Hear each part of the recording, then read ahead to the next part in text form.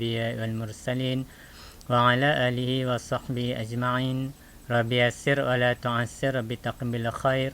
رب اشرح لي صدري ويسر لي أمري واحلل عقدة من لساني يفقه قولي.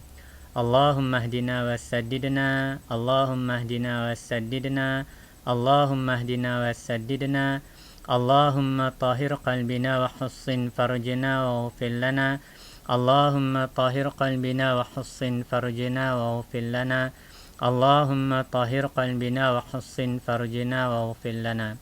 الله نور السماوات والأرض، مثل نوره كمشكاة في مصباح، المصباح في زجاجة، الزجاجة كأنها كوكب دري يوقد من شجرة مباركة زيتونة لا شرقية ولا غربية يكاد زيتها يضيء ولو لم تمسسه نار، نور على نور، نور على نور، نور على نور، يهدي الله لنوره من يشاء ويضرب الله الأمثال للناس والله بكل شيء عليم. Alhamdulillah, bersyukur kita kehadrat Allah Subhanahu wa taala kerana dengan izin dan limpah kurnia jua kita masih lagi dibekalkan dan dikekalkan dengan nama Islam dan iman yang merupakan sebesar-besar nikmat kurniaan Allah Subhanahu wa taala kepada manusia. Kalau tidak semua manusia dikurniakan dengan nama Islam dan iman, bahkan segelintir manusia telah ditarik kembali kedua-dua nikmat tersebut daripada diri mereka dengan kata lain menjadi murtad. Na'udzubillah min zalik. Jadi kita yang masih lagi dibekalkan dan dikekalkan dengan nama Islam dan iman adalah berusaha bersungguh-sungguh menjaga kedua-duanya dan berusaha mencapai martabat ihsan sejajar dengan sabda Nabi sallallahu alaihi wasallam, an ta'budallaha ka'annaka tarahu fa in lam takun tarahu fa innahu yaraka. Yang membawa maksud kamu mengabdikan diri kepada Allah seolah-olah kamu dapat melihat Allah. Seandainya kamu tidak dapat melihat Allah, sesungguhnya Allah melihat kamu.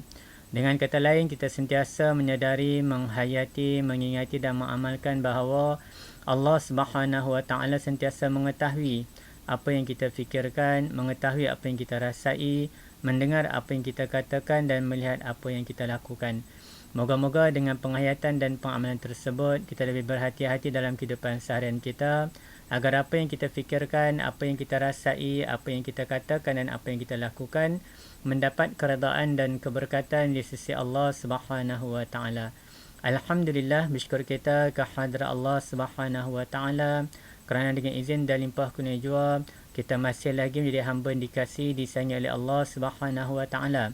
Maka dipilihnya kita untuk terus pada majlis ilmu pada masa dan ketika ini. Sedangkan pada masa dan ketika yang sama betapa ramai lagi saudara mara sahabat anda kita yang lain yang tidak melakukan perkara yang mendapat keredaan dan keberkatan di sisi Allah Subhanahu wa taala. Jadi sebagai tanda kesyukuran dan kecintaan kita kepada Allah Subhanahu wa taala, maka sama-sama kita memperbetulkan niat kita berada di sini kerana Allah Subhanahu wa taala serta menjaga adab-adab menuntut ilmu dan juga adab-adab berguru.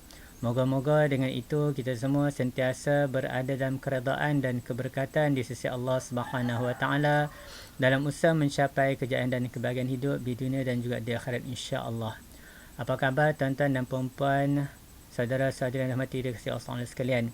Jadi alhamdulillah kita dapat menyambung perbincangan kita semula tazkirah kita siri yang keempat. Ya, jadi masih lagi berkisah tentang soal hati. Jadi mungkin ada yang tertanya-tanya, kenapa saya mengulang-ulang dan banyak fokus tentang soal hati di permulaan tazkirah kita pada kali ini. Jadi seperti mana kita semua sedia maklum, kita sudah menyusui tentang hadis Nabi sallallahu alaihi wasallam dan juga kata-kata Abu Hurairah radhiyallahu anhu serta kata-kata daripada Ibnu Qayyim. Dan dalam kita menuntut ilmu itu sendiri pun semuanya bermula daripada soal hati. Ya, sejauh mana kita mendapat keberkatan dalam kita menuntut ilmu terletak kepada hati.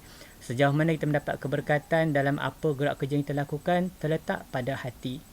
Andainya seseorang itu datang menuntut ilmu bukan kerana Allah, walaupun dia mendapat sebanyak-banyak ilmu, walaupun dia mahir untuk berhujah, walaupun dia mahir untuk menerangkan kepada orang lain, walaupun dalam kertas peperiksaan dia mampu mendapat 100%, tapi dengan hati yang tidak betul, dengan niat yang bukan kerana Allah Subhanahu wa taala, maka itu semua akan menjadi sia-sia dan tidak menjadi satu ibadah di sisi Allah Subhanahu wa taala. Maka sebab itulah saya bermula dengan soal hati. Ya, kerana dalam perkara yang paling penting untuk ilmu ini maupun apapun perbuatan yang kita lakukan, ianya bermula dengan hati yang betul, dengan niat yang ikhlas kerana Allah Subhanahu Wa Taala, untuk mencari redha Allah Subhanahu Wa Taala. Kerana dengan hanya redha Allah Subhanahu Wa Taala sahaja kita boleh mencapai kejayaan dan kebahagiaan hidup di dunia dan juga di akhirat. Andai pun kita tidak menjadi seorang yang kaya di dunia ini, tapi dengan keredaan dan keberkatan di sisi Allah Subhanahu Wa Taala yang bermula daripada hati kita, maka hidup kita dalam keadaan yang sangat tenang. Namun, kalaulah apa yang kita lakukan tidak mendapat keberkatan akibat hati kita, walaupun kita kaya, walaupun kita berilmu tinggi, walaupun kita berpangkat tinggi, maka ini tidak akan mendatangkan ketenangan kepada hidup kita. Walaupun kehidupan kita mewah, walaupun apa yang kita nak kita dapat, namun hakikatnya hati kita penuh dengan keadaan yang tidak stabil ataupun tidak dalam keadaan yang tenang. Okay? Jadi untuk permulaan, ya, pada kali ini sambungannya adalah saya ingin petik daripada doa yang saya baca di awal setiap kali permulaan kuliah kita. Jadi moga-moga selepas ini apabila saya mulakan kuliah, ya, bolehlah sama-sama kita membaca doa yang sama. Cuma di sini saya sebut terlebih dahulu doa yang paling ringkas di situ, iaitu Allahumma hdina wasaddidna. Ya, Allahumma hdina wasaddidna. Saya ulang kali yang ketiga, Allahumma hdina wasaddidna. Ya Allah, ya Tuhan kami, jadikanlah kami sentiasa dalam hidayah-Mu dan sentiasa dalam kebenaran. Ya, jadikanlah kami sentiasa dalam hidayah-Mu dan sentiasa dalam kebenaran. Ya Allah, ya Tuhan kami, jadikanlah kami sentiasa dalam hidayah-Mu dan sentiasa dalam kebenaran. Moga-moga walaupun perbincangan kita sangat ringkas pada setiap kali pertemuan, ini memberi kesan kepada hati kita dan makin mendekatkan diri kita dengan Allah Subhanahu Wa Taala. Okey, itu sahaja untuk perbincangan kita pada kali ini. InsyaAllah kita bertemu pada siri yang berikutnya.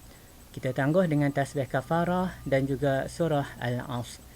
Subhanakallahumma wa bihamdik, ashhadu an la ilaha illa ant, astaghfiruka wa atubu ilaik. Bismillahirrahmanirrahim. Wal 'ashr. Innal insana lafi khusr illa alladhina amanu wa 'amilus salihati wa tawassaw bil haqq wa tawassaw bis sabr. Wallahu a'lam wa billahi taufiq wal hidayah. Wassalamu alaikum warahmatullahi wabarakatuh.